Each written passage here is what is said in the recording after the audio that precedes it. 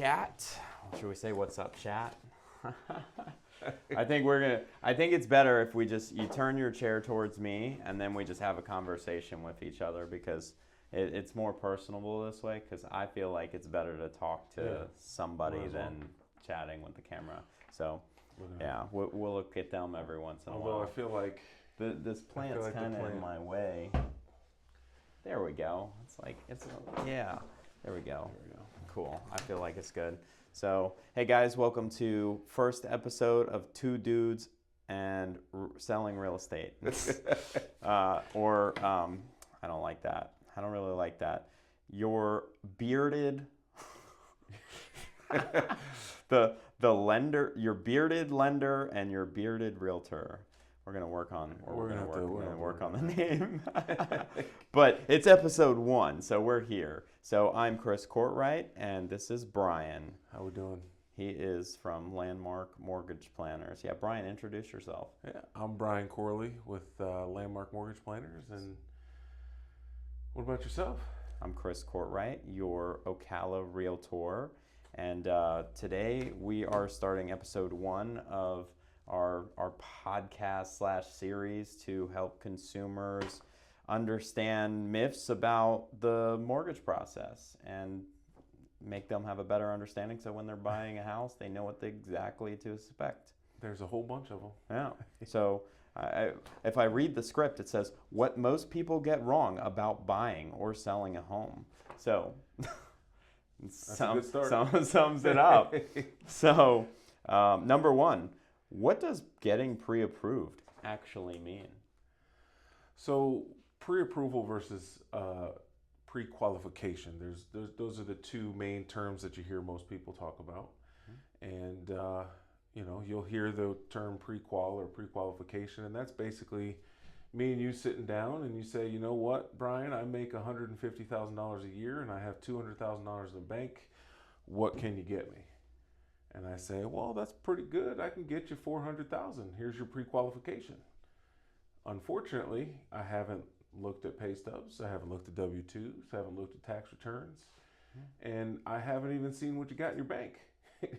Unfortunately, as you go through the process of buying a home, it is one of those things that we do have to verify and go through paperwork to kind of get all that stuff. And that's where pre-approval comes into play. Because a pre-approval actually means that we have looked at your tax returns, W-2s, pay stubs, your bank statements, and actually have run credit to see what's going on in your credit profile. Well, I don't need my follow-up question because you just answered it. So why sellers trust one buyer more than another at the same price? Yeah, I mean, definitely the difference between a pre-approval letter and a pre-qualification letter. Yeah. And just another something that we do that's different, and some lenders do it, but because we deal a lot in the local Ocala, Marion County, Central Florida market, we as the lender, we call ahead of time. So I mean, some of these big box places, they're not calling the seller's agent saying, hey, we've got a strong buyer.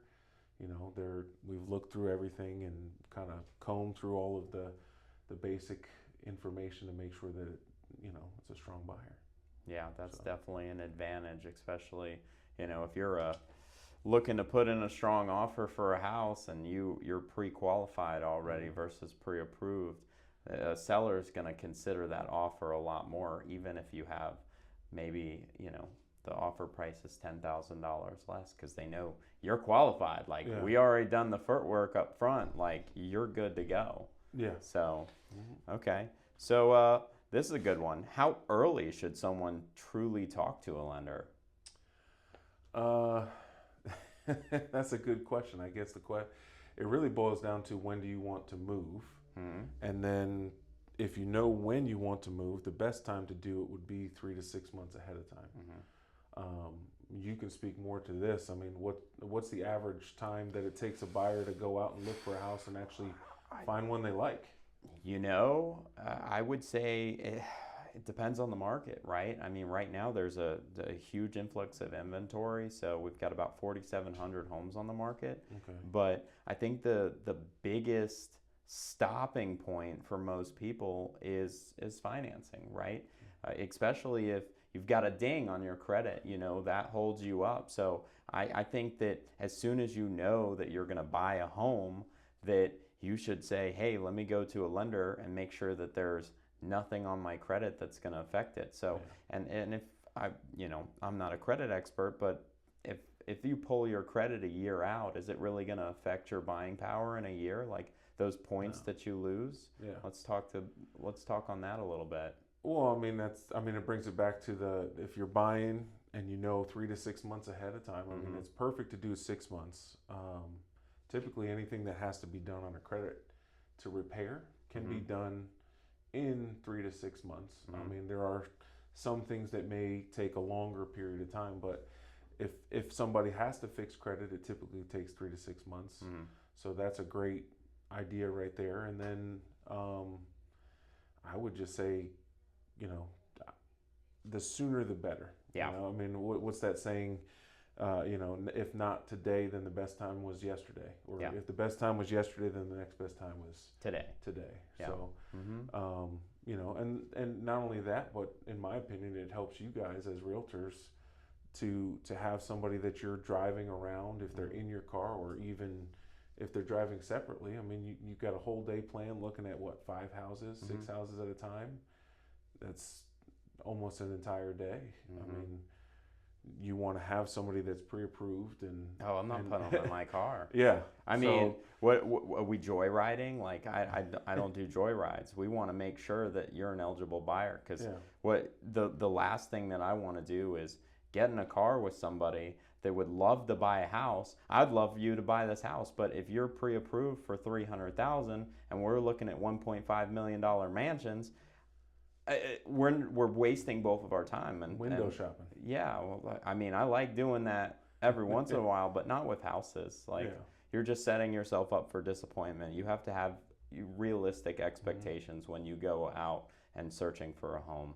So, all right. So number 2, let's go. How credit really impacts the buying power and beyond the score. So I think we just talked about that, but let's touch about it a little bit more. What's the minimum score that you can purchase a home with? So this is kind of one of those questions where you have your answer that's on paper. Right? You got FHA minimum score is 580. Okay. Conventional, they actually just changed the rules on that. They don't really have a set score.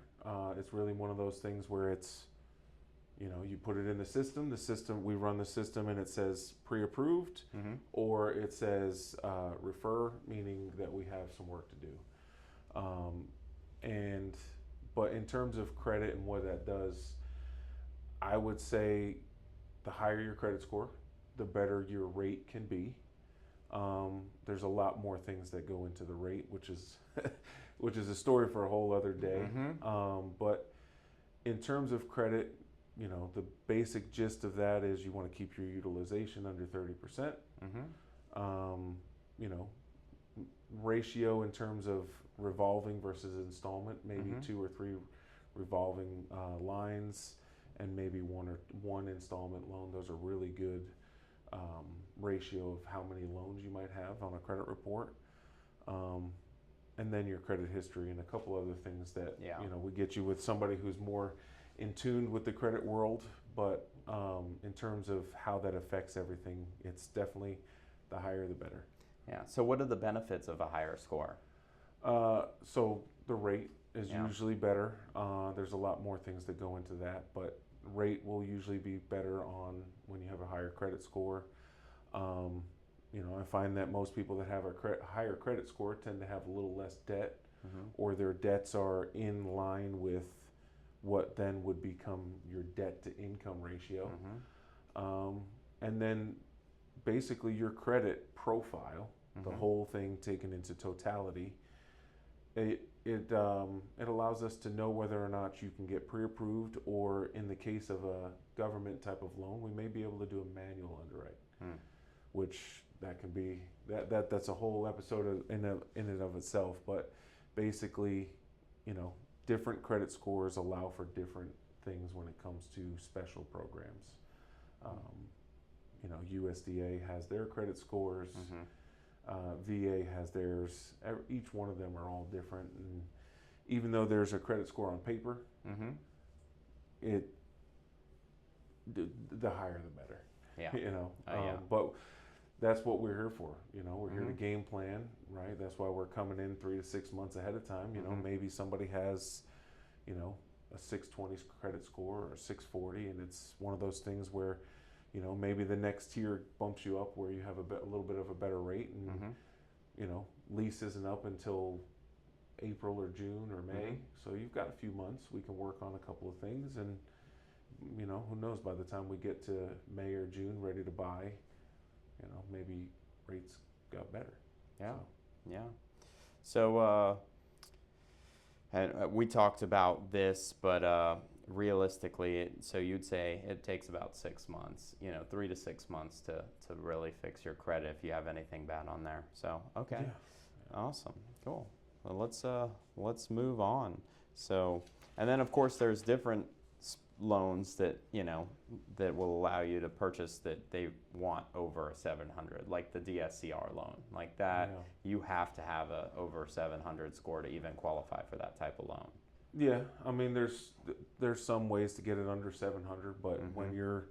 when you're looking at an investment type of a property and the different things that go into it credit profile wise, Mm-hmm. I mean, it's definitely more beneficial for you pricing and cash to close to have a higher rate, especially Yeah. over 700. So monthly payment versus purchase price, what should buyers focus on? So that's a question for both of us, I feel like. Yeah. Yeah.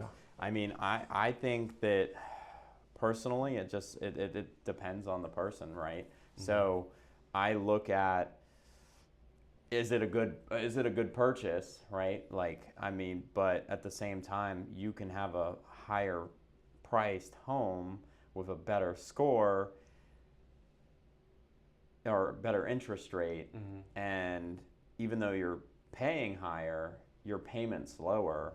Yeah. So, but at the same time, if you want that you're going to pay a little bit more, but you're not going to pay as much as on the house, there's a benefit there too.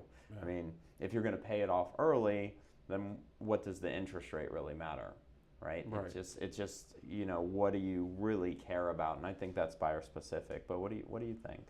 So I think there's 3 parts to the buying process that come into play with this question, right? Mm-hmm. It's all, first off, it's all based on individuals and what they're looking for specifically. Mm-hmm.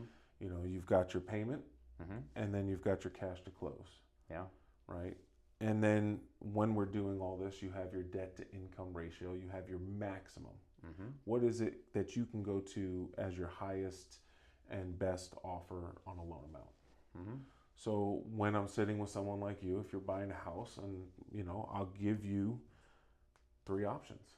I'll give you what is your maximum budget and what you can afford in terms of what the system says. You know, if you're doing an FHA loan, the Mm-hmm. maximum is 56% on the back end. Mm-hmm. Well, 56% of your total gross income on the back end, if you've got a bunch of other debts, maybe somebody doesn't want to go all the way up to 56%. Mm-hmm. So what we'll do is we'll say, okay, well, let's use easy numbers, $10,000, Mm-hmm. right? $10,000, 56% of that is 5,600. So that's your total amount that you can technically afford on paper. Yeah. So do we really want your monthly payment to be 4,600? Yeah. Or are you more comfortable saying, you know what, I want to buy something that doesn't increase my payment to be over $3,000, Mm-hmm. including taxes and insurance and mortgage insurance, right? And I think let's shift gears here a little bit. Let's say you've got $1.2 million in liquid assets, and you're thinking, hey, I could pay this house cash, or I could finance this, or I could put a certain amount down. But you could say, how much money will this make me on the market versus like what's my return over here versus what I'm going to pay in interest? And do you guys analyze that sort of stuff when somebody sells? Oh, absolutely. We're very big on opportunity cost and time value of money, right? Mhm. Those 2 things right there. Maybe somebody has $1 million in their account. They want to go buy a house, 400,000. you know, if they're 30, you know, maybe they have time to regain some of that. But someone who's coming in 55, 60 years old, and they're maybe 5, 10 years from retirement, they're two totally different game plans. But we always go into the opportunity costs and time value of money because it's so important in the long term, right? The long term value of what your money can earn you. You know, if I bring 400,000, right, that's now $400,000 less that I can be earning in the market or wherever you're putting your money for returns. Yeah. You know, Yeah, absolutely. And you guys have that little nice little calculator, like calculator, and it has the little bubbles that fill up, so it shows you where the money could go, and that's, you know, somebody that's a visual learner like myself, that really helps to grasp the idea of like, okay, if you put 10% here, and then this shows you how much you're actually going to make if you're making this return. It's super effective. Yeah. So I like the bubbles. Bubbles are good. I love the visuals. So It's always helpful. so next, moving on. So let's see, common buyer myths that cost people money. Let's see. So I need 20% down. True or false? Absolutely false. We can go as low as 0% down depending on the loan program, right? USDA, VA borrowers, they have that opportunity to go no money out of pocket in terms of down payment. You know, FHA, the minimum down payment is 3.5%. And conventional, you can actually go down as low as 3% down payment. You know, making well, obviously credit and debt to income ratios, but in terms of what on paper you can go down, you can go as low as 3%, especially first-time home buyers. I mean, the pool for first-time home buyers is just phenomenal in terms of opportunities of the lowest amount of down payment possible. So, in a specific case, if you get a USDA loan and say your realtor negotiates the seller to pay a portion of your closing costs, the loan's 100%, you could walk into a home for what, less than $2,000? Yeah, I mean, look, if closing costs are 10,000, just to use easy round numbers, and you know, you're using Chris over here, and Chris says, hey, you know what, seller, you know, we're going in and we're coming in at a full price offer, but we want $10,000 in seller credits or concessions. And guess what? You've now got a house where 0% down and your concessions match what your closing costs are. I think so many people think it's so expensive to get into a house. They're like, no. like, I mean, like it's not. Like you can move in, and it's all case by case basis. But the first thing you have to do is ask, right? It's like, hey, let's look at my finances so I can understand. Could this be a possibility for me to get in this home with as little? I mean, and I've done that in certain situations where we've gotten the sellers to pay, and they've gone USDA, and they've gotten money back at closing. So it doesn't happen all the time, but if you don't ask the question and you start talking to a lender, you're never going to find out. Yeah. So, and that comes back to the whole planning, right? You got 3 to 6 months to plan. I mean, we can look at different ways of getting, you know, where you're working on the credit, and maybe we get your debt to income ratio to fit in that bucket, you know. Or we're planning on, you know, technically this is your maximum budget, but can we get you from an FHA to a USDA loan? Yeah. You know, because that payment works for you. Yep. In that debt to income ratio, and guess what? We don't have to maximize you all the way out the top. And then, you know, now you're coming out of pocket, no money for down payment on a USDA, and I mean, it's all within the plan and working together. And then the other things you can ask seller concessions for, say you do have the money, you want to come up with your own $10,000, but you're like, hey, let me ask for $5 or $6 grand from the seller to pay the rate down, right? Because if you're paying the rate down, then your payment might be a little bit lower. Yeah. So that's something only the seller can do, right? There's where. So you can buy down your rate as the buyer, but typically what we show our buyers is what does it look like if you were doing the rate buy down versus if you had Chris coming in and fighting for you to get the seller concessions. Yeah. What does your cash to close look like if you pay it versus them paying it? Yeah.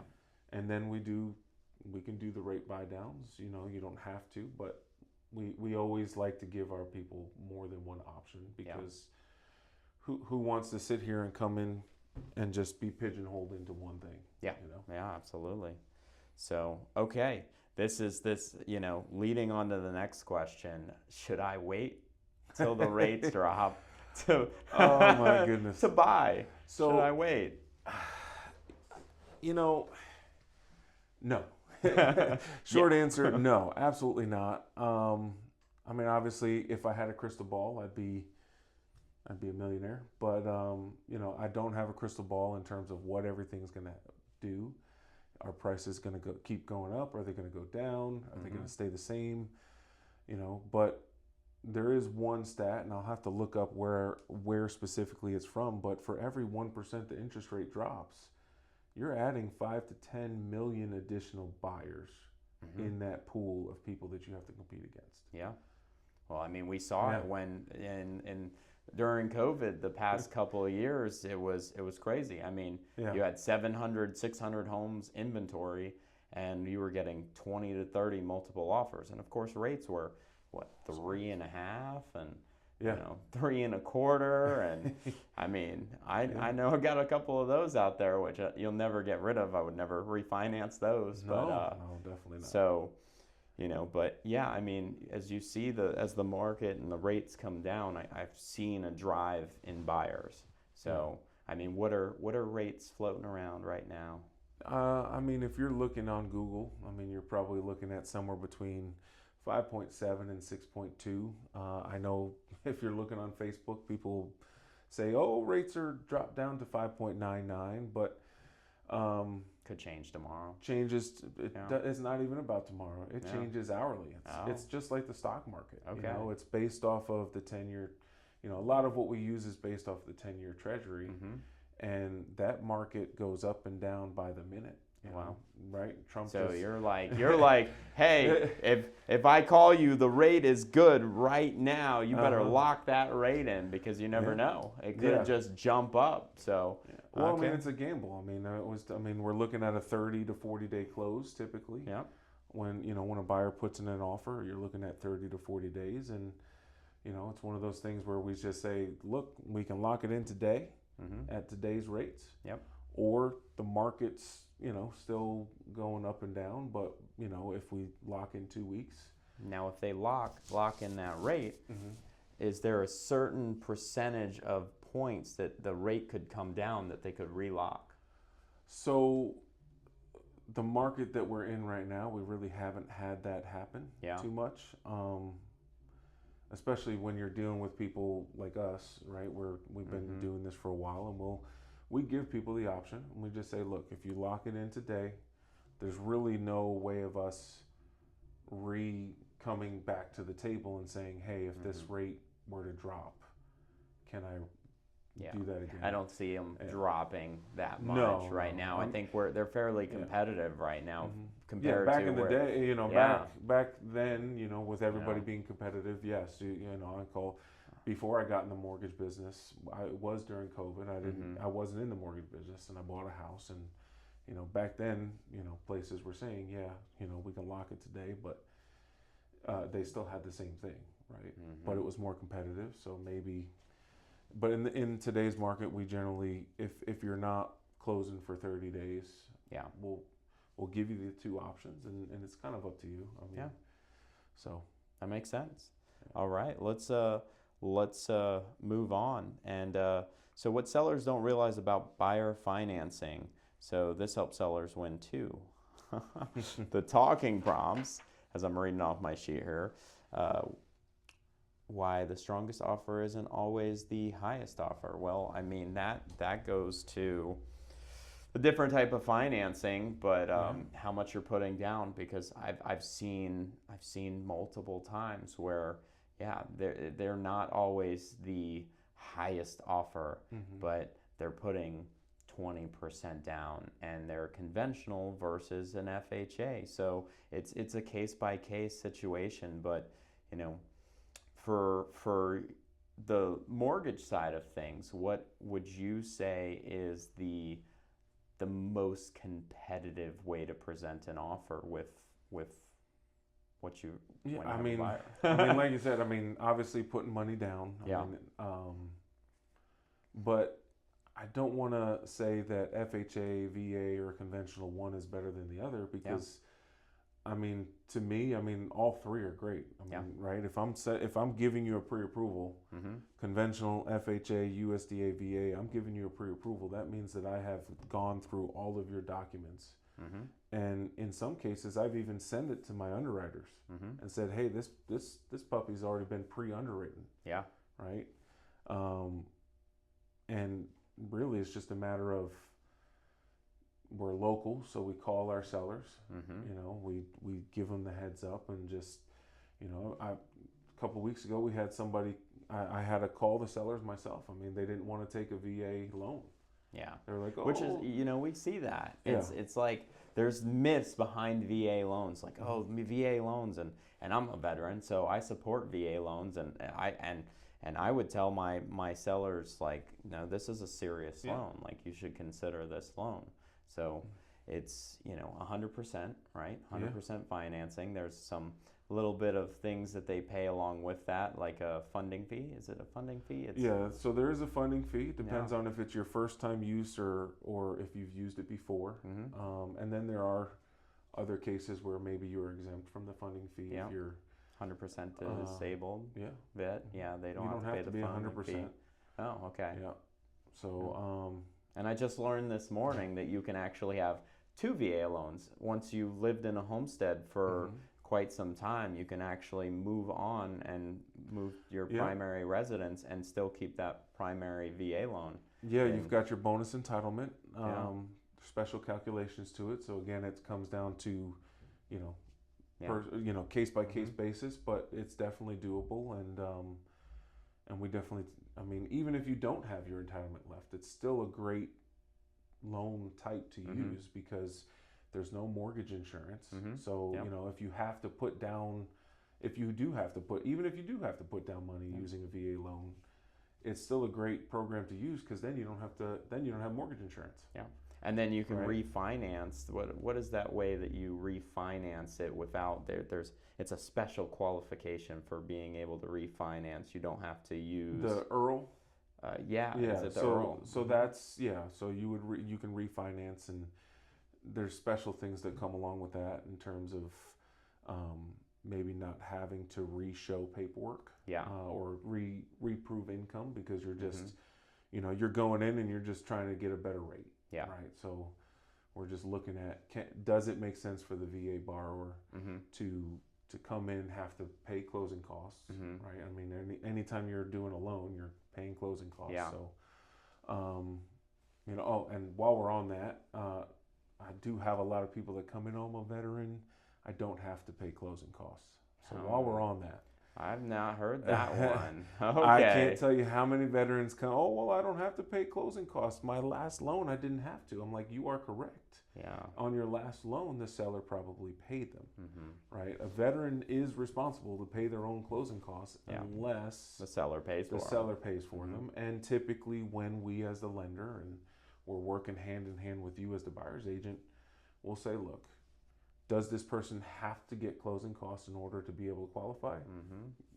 Yes or no, right? But typically we're saying, you know what, we do want to ask for it. I mean, it doesn't hurt. You know, and they're veterans, and typically a lot of times most sellers are willing. You know, I can't. I mean, dealing with if you're dealing with 10 veterans, and all 10 of them have had a loan before, I'm pretty sure 5 of them will tell you, "Oh, I didn't think I had to pay closing costs." So, just something to think about. That we do ask for as we're going through the loan. Yeah. But, okay. Well, I don't even. Where were we? We just went into. I have no idea. Let's see. We were talking about loan types. You know, what are the loan types? Yeah, I guess. Yeah, what are the loan types? So you got your conventional. You know, you've got FHA, you've got USDA and VA. Those are your typical Fannie, Freddie government loans. Mm-hmm. That's what we call qualified mortgages, QM. Mm-hmm. And then you've got a whole list of non-QM loans, right? You can do bank statements, you can do 1099s. Mm-hmm. You know, you can do no. We actually even have a no ratio loan right now. Obviously, you get That higher interest rate. higher rates and Yeah. you know more down payment on that one. That is your typical. Oh, Yeah. do I have to in this one? Yes, you do have to do 25% down. Yeah.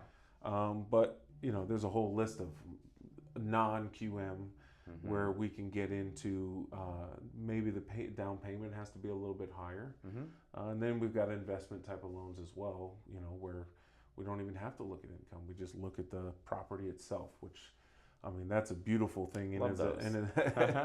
Yeah. So, you know, and that's probably, we could probably spend a whole session Oh yeah, just we'll on, talk on DSCR just on that loans. DSCR and investment type of loans and non-QM for yourself, especially for your self-employed borrowers. Yep. You know. Or if you're getting into investments, you want to be Yeah. an investor, and you're like, how do I do this?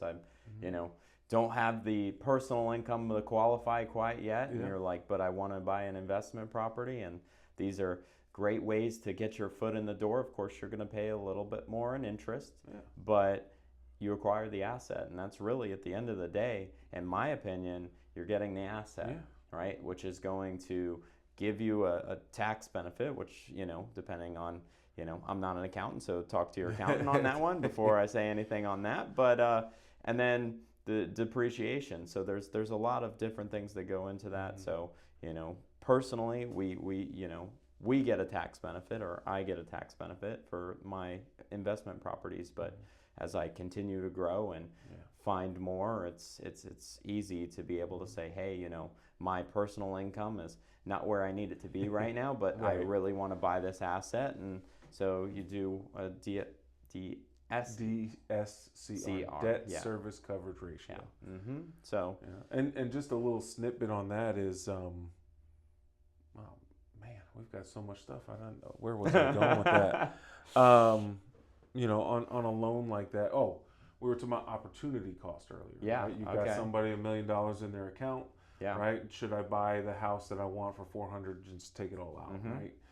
I mean, well, what's to say instead of putting down the full 400 on the house, why not put 200,000 down, take the other 200 and you know buy 1 or 2 investment properties. I mean, here in Central Florida alone, I mean, you can get I'd probably say you can get 2 properties based on a $200,000.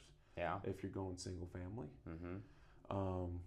And then the other thing too to think about in terms of a DSCR is you have your you know, the ability to do it without having to worry about income. Yeah. Right. Yeah. That's the I think that's the benefit there. Yeah. So it's a long-term investment, right? Yeah. It's a long-term because thing, right? they do have the prepayment penalties, right? If you decide to refinance or you try and pay it off early, there's a you know, can be a 3-4% prepayment penalty, something like that. Typically, it's 5% prepayment penalty on whatever you owe left. Yeah.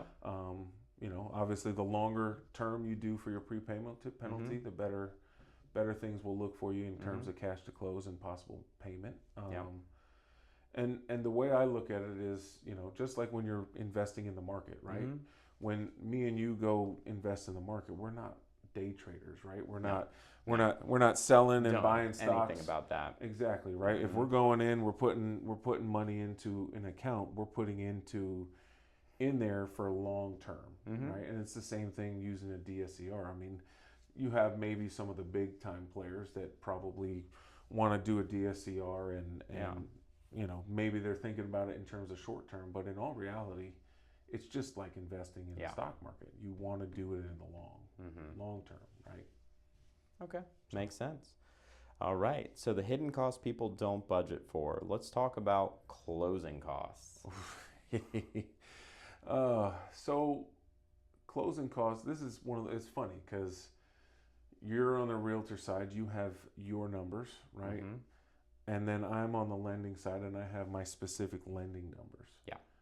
And then when it gets into the closing costs, you've got your prepaids, which is your taxes and insurance, right? You got to pay upfront some of your insurance up front, some of your taxes, depending on how the loan works, and we can get into more in depth. But then you also have your title costs, right? You've got your owner's title insurance, you've got your lender's title insurance, you've got settlement fees, and all of that stuff we as the lender have to put in there. And I typically tell people, I'm not the type of person that's going to lowball you, so that way you have to pay more later. So, you know, we're going to give you a range, and typically we're going to show you the higher range, so that way it's not something that you have to worry about too much hidden costs later. So if you're doing some type of loan where you do have all your prepaid taxes and insurance, you're probably looking at, and you provide a printout. We'll do a printout, and you know, all that cash to close stuff. I mean, it comes with the options in the game plan, right? Points. Yeah. I mean, that's a hidden cost that a lot of people, you know, you go to. There's some lenders that will go out there and you know, I can get you 5.125, and they don't tell them they're paying points for it. Yeah, I had it, and that's how I get the lender or my customer over to Pam, because I said, hey, you know, ask them how much points. They're like, oh, this is with points on it. And I'm like, wow, so you're having me pay points already, so you're adding in these closing costs without even disclosing it. So there's some. So points would definitely be one of them. Not a lot. Some lenders, and I'm not here to diminish anybody else. I mean, there's a lot of good lenders that are not at my company that I'll talk to all the time, and you know, but you know, unfortunately, there are some places they'll even change how much you have to do in prepaids for taxes and insurance. Yeah. Right. So they'll come to me and they'll say, "Oh, well, somebody else told me my closing costs were $3,000, and where mine are $8,000." I'm like, well, you've got your title costs, you've got your prepaid taxes and insurance, right? Most of the time, you're paying. If you have a $2,000 year premium on your insurance, well, guess what? That's part of your closing costs. And you have to know the specific house to know, because some lenders they'll give you a you know, here's what your payment closing costs are, but once you find that specific house, you can say, okay, here's what the taxes are. You can run an insurance quote. I can call our insurance people and get a quote, so that those numbers are a little bit more specific based upon that house, because that helps, because every dollar counts. Yeah, you know. I mean, you're taking them out to 5-6 houses. I mean, we want to know, like, hey, I like 123 Main Street. That's my favorite house. What's the numbers look like that? Yeah, you know, and then, you know, you got some people, and this is going off topic, but I mean, if you're looking at a manufactured home versus looking at a stick-built home, I mean, there's going to be a pretty big difference in the insurance. Yeah, you know? and on mobiles. Right. Yeah. Mobiles. I mean, mobiles. You're going to pay more in interest, or not interest, but your rate's going to be higher. Yeah. So, and then your insurance is probably going to be a little bit higher too. So you could. I've seen a lot of times where, you know, you're looking at the same price. One's a mobile manufactured, one's a single family house, and you're paying more for the mobile. Yeah. So. Yeah. And you're like, wow. I mean, I've seen cheaper mobiles that you're paying almost the same as you would for a single family. Yeah. But manufactured homes and mobile homes, they have their place, because typically they are lower price point, which helps. Yeah. And shoot, I've got no problem with a manufactured home. I'll do those all day. I've got family in manufactured homes, so more square footage for the bang for your buck. Right there. They do. You get your square footage. Is that there's, you know, you're getting 1,400 square foot over here, but you're getting like 20,000 square foot in a mobile. That's what it feels like. Oh yeah. Or, you know, you get a little bit larger piece of land. Yeah.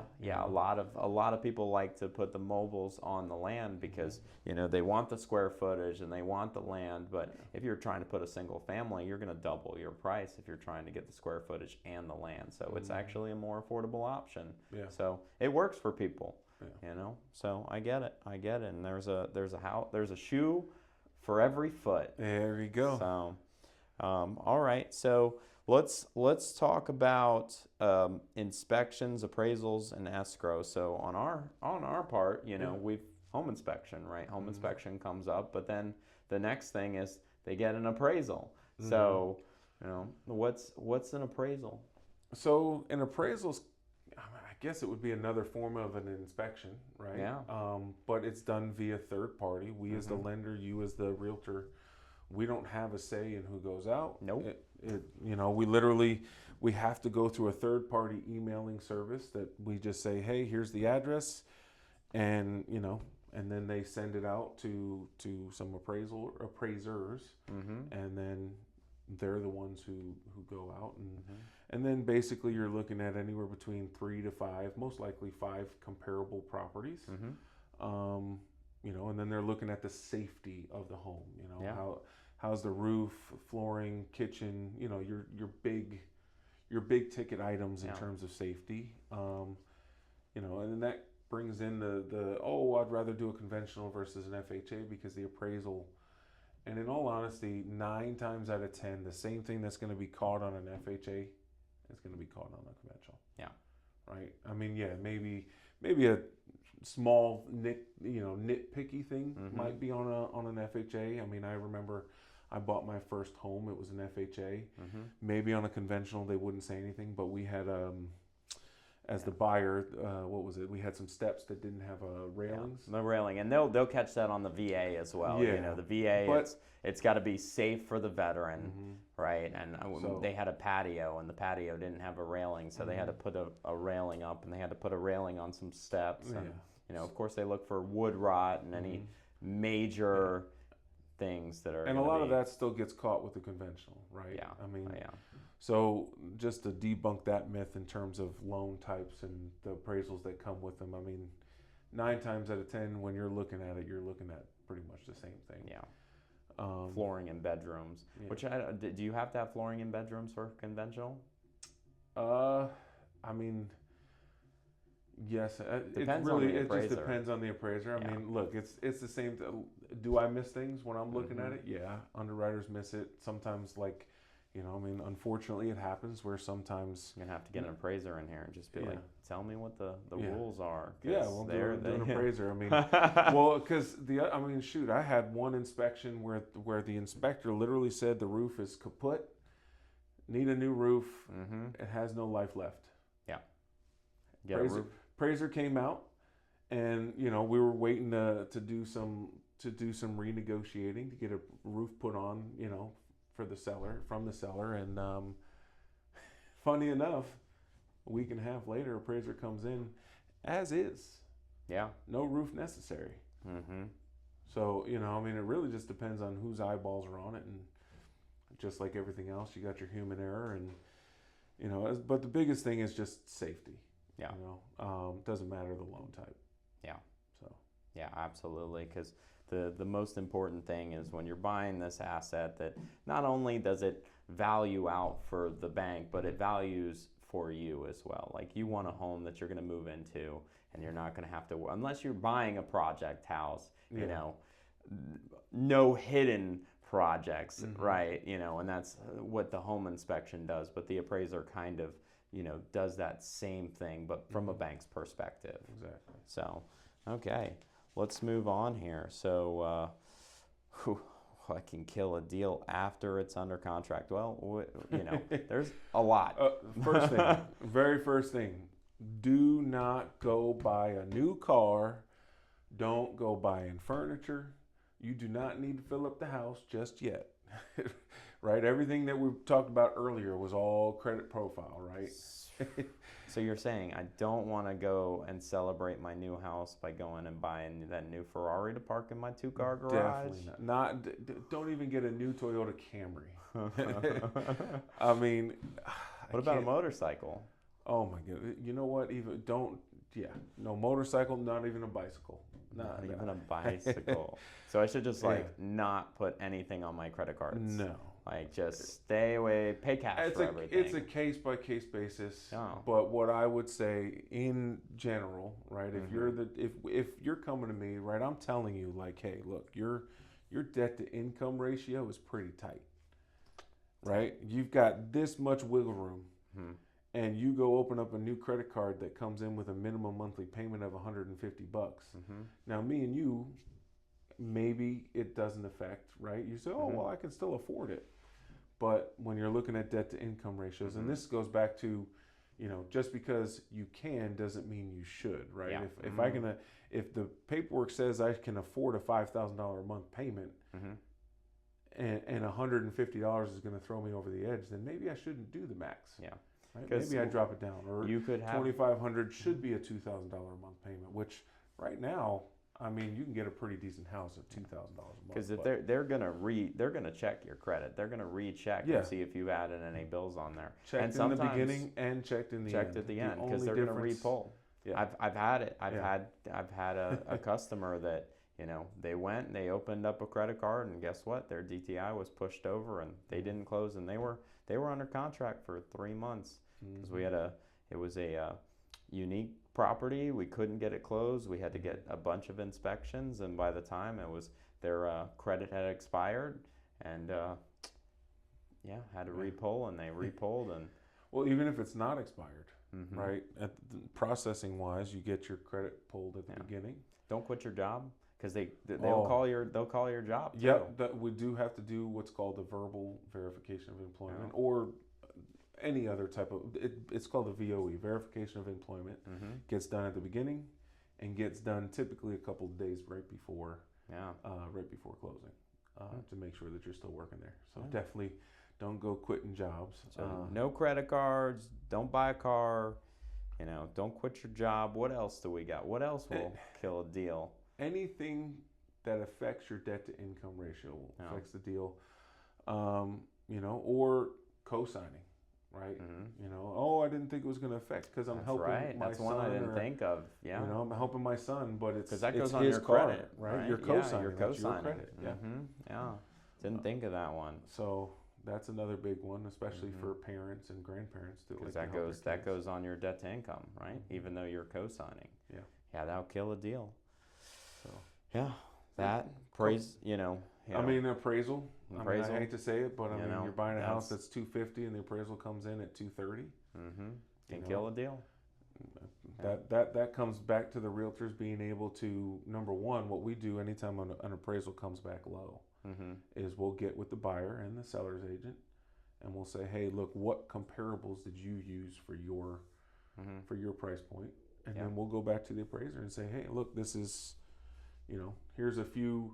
Maybe you didn't look at this, or a lot of times it'll just have to be the seller, and the buyer will have to come to terms and figure out does the seller want to come down, or does the buyer have to come and split the difference, or tons of different ways to cut an apple on that one. Sometimes it just kills it though. So all right. We just talked about appraisal gaps, communication breakdown. I mean, there's certain things that have to get done. If we have a 45-day contract, and I tell my customers all the time, when the lender asks for something, it takes you 3 days to get it to them. Then it gets from you to the processor, and then from the processor to the underwriter. So what you think takes 1 day really takes 6 days. And when you have a contract for 45 days, if it's taking 6 days every time we're requesting a document, and we get to the closing table, and you don't have your ducks in a row, and you're not ready to you're not ready to close, that's going to kill a deal. But let's dive a little bit deeper into that. Am I about right on that? I mean, every company's different. I know for us, we can usually get a turnaround time. You give us the document, we can get it back 24, 48 hours, making sure that it looks good. That actually comes back to something else. We just had somebody, they gave us a bank statement that we needed, and bank statements do go through with they do go look at it, and they'll see if payments are coming out. That's another thing. Payments going in, some payments that are a little bit too big. If it's too, you've got $10,000 in your account, and all of a sudden you get a $9,000 deposit. They're gonna be like, "Where's that money coming from? You got to verify that." So and that's the key word here. Everything has to be verified and sourced, right? So I can go down a rabbit hole on that, but basically the gist is, if somebody's asking you for paperwork, you definitely want to get it to them within a reasonable period of time, which I usually say is 24 to 48 hours. Right? Because then you're adding, while we're waiting for you, that's another 24 to 48 hours for us to make sure that we look at it and go through it with a fine-tooth comb. Because unfortunately, as I say, the few ruined it for the many. Back in the day, a lot of people, when I bought my first house, I just got out of college, was working at a daycare, $10 an hour, and I was approved for $250,000. $10 an hour, yeah. Wow. Yeah, that was before my time. I was still living with my parents. So. But so now the few ruined it for the many. Maybe I was the few, but and it gets you into trouble, So now it's everybody's checked and double checked and triple checked, which sometimes it's frustrating. It's frustrating. It's annoying, but at the end of the day, you know what? We want to make sure that you can afford this house. So everybody wants to make sure that you can make your payments. And I do. We get people that, oh, well, I know I can afford it. Well, your DTI is right there. And, you just got to make a little bit more money or buy a little bit cheaper of a house. And, sometimes people don't like it, but, it's just a harsh reality. It's a harsh reality. And it's like, hey, this, we're going to give you some options to help you out. Sometimes it takes, paying off some debts. Like, I've had customers that will buy the new car and their pre-approval, they'll try and use a pre-approval from before they bought the car, and it's like, no, you just bought a new vehicle. We have to rerun and see what your DTI is. And I've had customers go from a $300,000 approval to a $150,000 approval, and they're like, well, I can't find anything at this price point. I said, well, you better pay that car off, or you're going to find something at this price point. So, or you'll be waiting. And the one thing I again, going back to, should I wait for rates to drop? But I don't think, there's never a right time to get into the market. It's, I think you should buy into the market, because I see it as a monopoly board. When you're ready, right? Because if you're sitting here and you're waiting for rates, or for, you're maybe it is paying off that car, maybe you should refinance the car or whatever to make your situation, work for you. But, usually people end up waiting and waiting, and I've seen people wait 10 years, and I've done the math, and I'm like, if you would have bought this house and seen how much appreciation you would have had in 10 years, you would have had this new house that you just bought halfway paid off. Yeah. So, but, we're not here to tell people like how to do their lives, but we're just here to say, hey, here's my advice. You can listen to it or not. And here's the advice. Here's the game plan. And, if you follow it, then we can see what we get you into. Yeah. So, and that's where listening comes into play, right? I mean, communication, like, that's what we're here for. Like, this benefits, we're here to help you benefit your own life, especially if you're trying to lay roots down. That's why you could continue to rent, So I tell my tenants all the time that, hey, I know I'm your landlord, but I always want to see you do more in life, and I'd love to see you buy a house. Like, and, thanks for paying my mortgage, but, like, shouldn't you pay your own mortgage? And that's what it comes down to. And personally, and that's why I tell my tenants that. So next was, is there a right time to buy or sell? And we both know there's no perfect timing, right?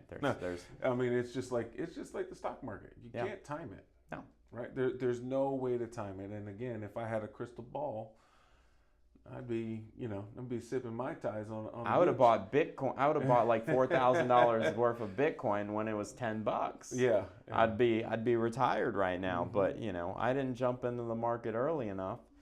I made some real estate investments, or at a fair time in the market, and was able to move my investments forward. But there is no right timing. Yeah. Like, so.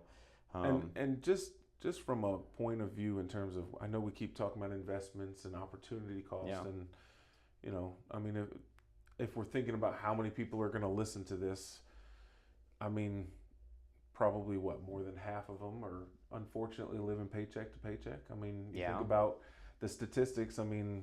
Again, everybody has their different ones. You hear some people say, 80% of people are living 60%, but even if you're living paycheck to paycheck, And you've got some people, you know, you got your people that talk about, oh well, if you can't buy it in cash, then don't buy it at all. And then you've got some people some of those using other people's money, which is a great idea. That the biggest thing is somewhere in between. Yeah. And what works for you. And you know, I mean, if you're living paycheck to paycheck, $20 could seem like a lot, but $20 is also a lot of money that you can be doing if you put $20 away. Yeah. I mean, my wife and I have the Acorns app, and I can't tell you. I mean, $10 every time she gets paid. It's not even thought about. Yeah. And yeah, some people are penny pinching, and $10 could make a difference. But at the end of the day, if you're, you know, maybe you take something from this side and worry about it over there. But I mean, if you're in your 20s or 30s, I mean, time is of the essence. Yeah. And $10 can make a difference. Yeah. And there's a lot of math that goes into. I mean, every dollar that's not invested is like, if you're thinking over a 30-year period of time. I mean, if it's invested at 7 or 10%, I mean, I can go in a rule of 72 and how long it takes your money to double. Yeah. I mean, a dollar doubles at, you know, let's say it doubles every 10 years. And, you know, every dollar could be $3-4 over a, you know, 20, 30-year period of time. Yeah. And you know, when you're in your young 20s, you know, putting that $10 away every 2 weeks turns into a down payment at 24 years old. Yeah. Right? You know, you put $100 away. I mean, $400. I mean, the more you can afford to put away, the better, right? Because you still have to live comfortably, but a lot of people don't think about putting that money away, and you know, it's never going to be an attainable goal until you write it down, right? And I think that comes with the planning. Like we talked about credit, you know, 6 months out, but really, if you're going to make the decision to buy a home, you know, sometimes a year, sometimes 2 years, because there's certain situations where, you know, when you can't go USDA and you have to come up with that down payment. But I think ultimately you have to find, you know, myself or you, like, and say, hey, you know, like, I think I want to buy my house in the future, and it's financial planning, right? It's combing through somebody's financing and say, hey, this is how much you make a month. This is what your living expenses are, and this is what you really need to shred off. I'm not going to tell you that, hey, you should probably cut out that Hulu, that Disney Plus, all those TV subscriptions, but hey, $40 a month, you know, maybe you should start saving that away, you know, or maybe you should pick up that extra shift, you know, whatever the case may be, you know, because at the end of the day, if you look at how much somebody's paying for in rent versus how much they could own a home for, it's a no-brainer to me. You know. So and that's what I think, you know, ultimately is about. So you know, all right, moving on from that, one piece of advice you'll give first-time home buyers. I think let's talk about that a little bit more. Piece of advice that I'd give first-time home buyers: buy when you're ready, but, you know, do what you have to get your foot into your first home.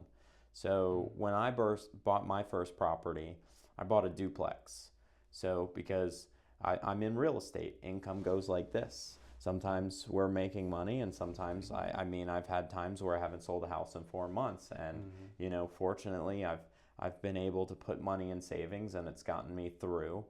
But you know, I wanted to make sure that my way of living was never in jeopardy. So I bought a duplex, and I rented out half of the duplex to a tenant who paid $700 a month, which, you know, is you won't find that rent right now. And then I got a roommate on top of that. So because I had a 2-bedroom, I didn't need an extra bedroom. I was like, what am I going to do with an extra bedroom? I was 24 years old and put junk in it. Like, I didn't even have furniture.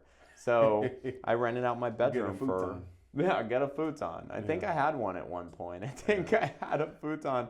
And I think it was in my living room. I think I had one of those convertible couches. And, I think I had the one that went up into the wall at one point too. Those were pretty Ooh, cool those are because nice. I wanted to multi-use my bedroom. I was like, I wanted it to be an office and a bedroom, and yeah, I never actually ended up putting it back into the wall. Usually it was like, don't make your bed, just throw it up, and then it stayed down. So, but I rented out that extra bedroom for $400 a month. So my mortgage was covered every month, right? So, and there was a time period, where it'd be slow and I would have that mortgage taken care of, right? So, especially in today's day and age where your average price point is, 260,000. That means your mortgage is going to be probably around $1,800 a month, right? Given Yeah. what interest rates are, Yeah. you're looking at $1,800 a month, and if you're making $20 an hour, you know, depending on how many hours you work, or if you have a car payment, things can get pretty tight. So rent out a bedroom, you know, buy a duplex, rent out the other side, whatever you Yeah. have to do, you know, but have a plan, have a plan to own, because you want to invest long term, right? And owning your home is a long term investment. It's not just like, I'm going to buy this house and make millions tomorrow off this house. Unless you find the perfect scenario where somebody's like, hey, I'll sell you this $1 million home for $100,000, Sign me up. sign me up. Like, I haven't found that Yeah. yet, and I've been doing this for 10 years and I haven't found that opportunity yet. So, it's just getting into the position where you're comfortable and save that extra money. But yeah, I would say for first time home buyers, it's make a plan, do what you have to do to get into playing the game. It's not a game, but it can Yeah. be once you if you do it right. So what would you say? What would your first time advice be? I mean, I think I just piggyback right off of that. I mean, you got a plan. Yeah. You have to be, when you're ready, time is right. But you don't really know what that is if you don't have a plan. Yeah. I mean, our first house that we bought, my wife and I mean, now we bought a 5-bedroom house with a married couple. 5 bedroom. I wouldn't know what to do with 5 bedrooms. What are we thinking? So and we did the same thing. We rented out the rooms, and Yeah. we were in a college town, and but the biggest thing is just learning every day, right? I mean, if you're not getting better as a person and mentality wise, to me, right, as a 24-year-old versus a 34-year-old. If you knew now what you were back then, I mean, unfortunately, I hate this. It is a game. Yeah. Right. But you that knowledge is so important, and the things that you do, and every day is a new day. Yeah. So I would just start with a plan, and I know we didn't talk about it, but I mean, a lot of planning should come with the family. I mean, if you're a single person, and you're just getting out of college, or you're just starting a new job, and I gotta say, I'm a very big believer in certificates, right? People getting their certificates if they're not going to college. HVAC, electrician. I mean, those trades pay really well. Yeah. I mean, you can make a good living. And you know what? Maybe you don't have the cash today. Yeah. But you're starting to get the income, and I just got my certificate. I know I'm on getting at this new job, as an electrician, making $30 an hour. Yeah. Maybe I do have to rent for the next year or two. Yeah. But you know what? I do know I want to eventually own a home, and it's a great starter. I don't have to sit here and go buy a 4-bedroom, 3-bedroom. I'm a single guy. I can buy a 2-bedroom. Yeah. And setting up the game plan where I can do that in a year or two, or maybe we look at your income and you can qualify debt to income, but we're struggling cash, right? Yeah. Comes back down to maybe we buy a USDA. Yeah. You're a veteran, you don't have to come out of pocket with a down payment if it's your first time use, and we get the certificate of eligibility. You have entitlement left over. You go know. FHA and put 3.5% Yeah. down on a You know, duplex. maybe grandma's been waiting for you. Yeah. You know, grandma or mom and dad or your aunt and uncle or I think it is a good idea. I know you can afford. You're gonna wind up having to pay $1,500 in rent. Oh, and don't let family talk you out of it. Yeah. That I've seen that happen. I've seen where I've seen situations where family members will be like, oh, don't buy right now, don't do it, it's a bad investment. And it's like, you have to make the decision for yourself. But if it's calling you, like, do it, right? Like, don't let family members, I've seen somebody that they let their family member, they bought a house, and the market shifted a little bit, and we were under contract, and she owed a little bit more at the closing table than they expected. And we show up to closing, and the family member said, hey, just walk away, don't close. Like, my buyer's there ready to close. She's supposed to bring $10,000 to the closing table, and she let her family convince her to just walk away and foreclose on the house. And that's just it hurts, but hurting your credit more is, that's a more difficult situation. That's get into, and that goes back to getting into something that you feel comfortable with. Like, that's affordable. That's right? affordable. And that's a big thing right now, right? I mean, it's not affordable. I mean, right now rents are not affordable either. No. No, you're $1,800, for a 2-bedroom in some of these apartment complexes. And I look and I'm just like, I don't understand how people want to pay these rents. Yeah, but $1,500. I've been out of the rental market for 8 years now, so it's been quite some time. But I would hope I never have to get back into the rental market. So that's. I mean, if the payment's affordable, we have programs where you don't have to have cash or have a lot of it. Yeah. And there's a lot of people, right? Don't let the family talk you out of it, but you also have some family members that are willing to help. Yeah, and you can do gifts. Yeah.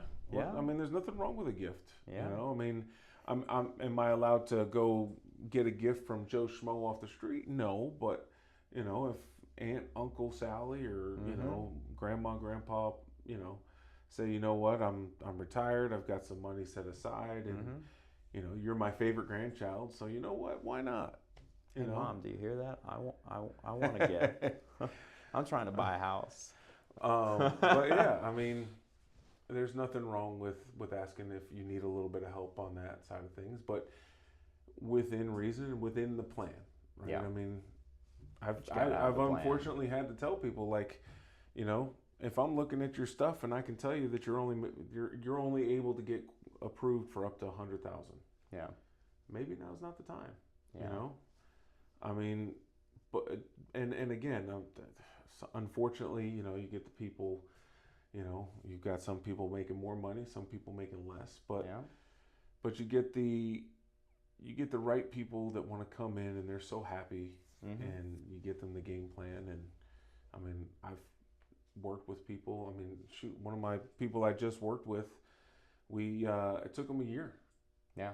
It took us 1 year before we wound up being able to go from pre-approval to actually getting into a home. I think my longest customer it took them 5 years. And there was nothing that was wrong with their credit or income requirements, but it was just that they thought they were ready to buy, and she was still in school, and he was floating the income, and they went under contract on a house, and then inspection period, some things came up about the house, so they decided that it wasn't a right fit. And then after we wrote the release and cancellation, they said, you know what, I think we're going to wait a little bit more. And instead of buying a house at 150, she graduated, she is a nurse, and they ended up buying something at 300,000, which they had 2 kids. So the first house at 150 was a bit of a squeeze. It was going to be a little bit smaller of a home, and You know, they were like, I don't know if we really want this. It doesn't feel right. But, you know, they spent a little bit more down the line, but they got the house that they wanted. So again, it goes back to like, you know, when you're ready, because, you know, don't rush into buying things either. But, you know, I say get in the market as soon as possible. You know, when it works for you. When it works for you. But, you know, it's just, you know, don't just wait. Like have that plan. Like put that plan into place. So, you know, I think we talked a lot. I don't think that there's anything that we really, you know, missed. I think that was a lot of great information, and you know, if we want to have like comments in the in the box below, people can comment and say, hey, what other questions you have for us? Like, what else do you guys want us to talk about? We can dive more into the different types of loans and different things, but I feel confident about a first episode. I think this was pretty good. I think we talked about a lot. I think I'm going to go take a nap. Nap time is right. Nap time. I could use one of those. But, I mean, it's great first episode and great overall information and allows people to maybe debunk a myth or two or get them from off the fence to being at least able to reach out. Yeah. You know? Yeah, and I would say, you know, if you're ever thinking about buying or selling, you know, like give me or Brian a call, because like we're here to help. Like we're here to answer any questions you have and get you on the path. And whether it's a 6-month path, a tomorrow path, or 5 years down the road, you know, that's what we're here for. So, yeah, awesome, cool. Thanks guys for tuning in. See you next time. Oh.